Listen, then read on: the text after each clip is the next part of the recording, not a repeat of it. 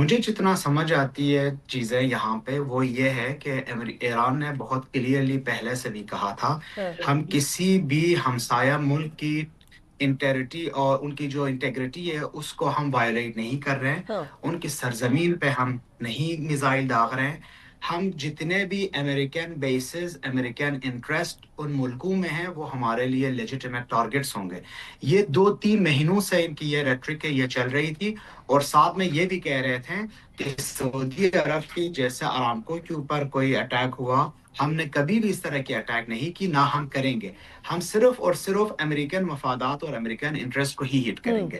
آج کی جو بیان ہے، آپ جنگ کے دوران کسی پریزیڈنٹ کی باتوں کو زیادہ سیریس نہ لیں تو شاید بہتر ہے، ریالٹیز کو چیک کریں۔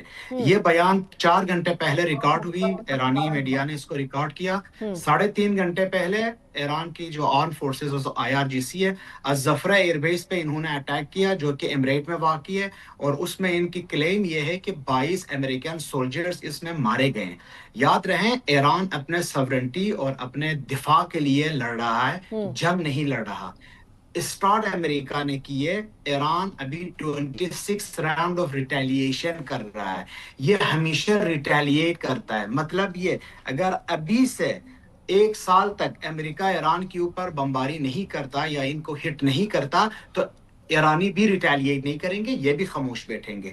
لیکن جب تک ایران کے اوپر فائر ہوتی رہے گی، جب تک ایران پہ بمباری ہوتی رہے گی، کہیں سے بھی، یاد رکھیں کہیں سے بھی، چاہے وہ سعودی عرب ہو، چاہے وہ افغانستان ہو، چاہے وہ کسی اور ملک سے ہو، ایرانی اب اس مرحلے پہ بالکل باز نہیں آتے، اس کو لیجیٹیمیٹ ٹارگٹ سمجھتے ہیں، امریکن انٹرسٹ اور اڈے So جہاں just سے ان کے let اوپر me get it اٹیک ہوا ہے۔ straight باقری صاحب، کیا آپ یہ کہہ رہے ہیں کہ ایرانی صدر کی سٹیٹمنٹ کو سیریسلی نہ لیا جائے، اس کو نان سیریسلی لیا جائے؟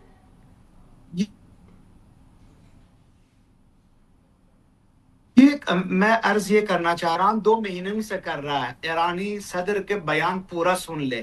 انہوں نے کہا ہے اس شرط پہ کہ ہمارے خلاف ان کی اڈے استعمال نہ ہو۔ یہ تو ایران 2 مہینوں سے کہہ رہا ہے، ہاں نہیں، اور آدھا وہ گھنٹہ پھر صدر بات صاحب اس کے بات بیان کے کے آدھے بیسس کے گھنٹے اوپر بعد الزفرہ ایئر بیس پہ اٹیک ہو گیا۔ I agree with you کہ یہ بات، یہ سٹینس ایران کا پہلے دن سے تھا، لیکن پھر یہ والی سٹیٹمنٹ آج دینے کی ضرورت نہ پڑتی نا، اگر تو صرف یہی بات ہوتی کہ ہم نے کسی بیسس، میری عرض سن لیجئے گا، میرا سوال مکمل ہونے دیجئے گا۔ میرا بات یہ ہے کہ پھر یہ سٹیٹمنٹ دینے کی کیوں ضرورت پڑی کہ ہمارے ہمسایہ ممالک سے ہم معذرت کرتے، کوئی سرٹن، چلیے یہ ایم نہ ہو جو وہ فرما رہے ہیں، تو پیچھے کیا ایم ہے اس سٹیٹمنٹ کا؟ بتا رہا ہوں اسی کو، دیکھیں ان کو کال موصول ہوئی ہے عباس عراقچی صاحب کو بھی اور ایرانی پریزیڈنٹ کو بھی۔ کچھ ہمسایہ ممالک نے کال کی کہ ہم اس کے بعد امریکن کو اڈے نہیں دیں گے، ان کی انٹرسٹ یہاں پہ محفوظ نہیں ہے، ہم امریکنز کو بھی بتا چکے ہیں۔ آپ کائنڈلی ہمارے اوپر اٹیک کرنا روک لیں کیونکہ ہماری معیشت تباہ ہو رہی ہے۔ یہ کالیں سننے کے بعد پریزیڈنٹ صاحب کی یہ اناؤنسمنٹ اور یہ انٹرویو آئی ہے۔ یہ یاد رکھیں انہوں نے پرومس کیے کہ اڈے نہیں دیں گے امریکنز کو، اگر امریکنز کو اڈے نہیں دیتے تو پاگل ایران جنگ خواہ اپنے خلاف پھیلائیں، لیکن جب ان کے اوپر اٹیک ہوگا تو یہ کریں گے۔ میں صرف اتنا کہنا چاہتا ہوں۔ اچھا، اور یہ بھی بتا دیجئے، میں جان حسین سے ہمارا رابطہ ابھی بحال ہوا ہے، ٹھیک ہے، دوبارہ ڈسکنیکٹ ہو گیا ہے، there's some sort of problem over there، لیکن واقعی صاحب بات یہ بھی ہے کہ اس ساری صورتحال کے اندر بہت سارے ممالک پڑے ہوں گے۔ آپ نے ہمسایہ ممالک کی، افکورس گلف ممالک کی طرف بات کی ہے، مجھے معلوم ہے کہ اس ٹائم پر پاکستان کتنا کردار ادا کر رہا ہے، وہ ہم سب کو نظر آ رہا ہے۔ ایٹ دا سیم ٹائم ہمیں یہ بھی معلوم ہے کہ ایران کس پوائنٹ پہ ڈٹا ہوا ہے، اور وہ پوائنٹ یہ ہے کہ ہم پر اٹیک نہ کیا جائے، ہم کبھی لڑائی سٹارٹ نہیں کر رہے ہیں۔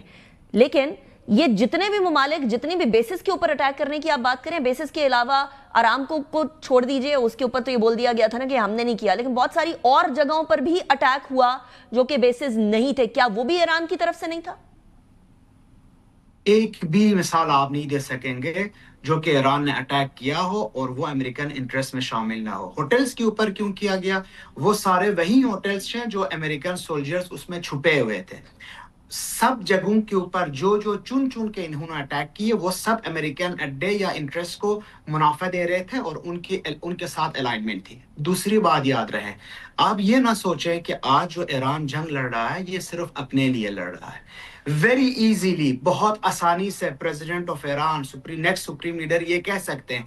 वहीं रेटरिक जो रजा पहलवी वाशिंगटन में बैठ के 3 जुमले बोल सकते हैं कि हम इसराइल के साथ इसके बाद कोई लड़ाई नहीं करेंगे, झगड़ा नहीं करेंगे, हम उनको मान लेंगे, एज ए स्टेट मान लेंगे. अगर यही 3 जुमले ईरानियों के मुंह से निकले तो आप यकीन करें Iran would be $26 trillion economy. इनके ऊपर तो आपको इनका वीजा ही नहीं मिलेंगे, इतना अमीर हो जाएंगे.